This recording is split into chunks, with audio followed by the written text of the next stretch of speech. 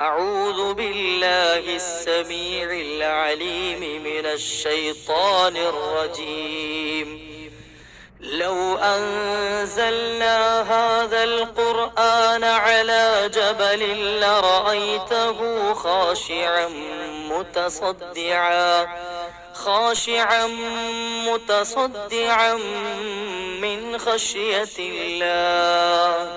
وتلك الأمثال نضربها للناس لعلهم يتفكرون.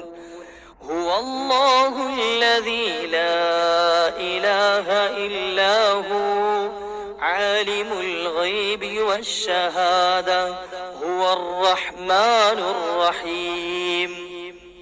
هو الله الذي لا إله إلا هو الملك القدوس السلام المؤمن المهيمن العزيز الجبار المتكبر سبحان الله عما يشركون.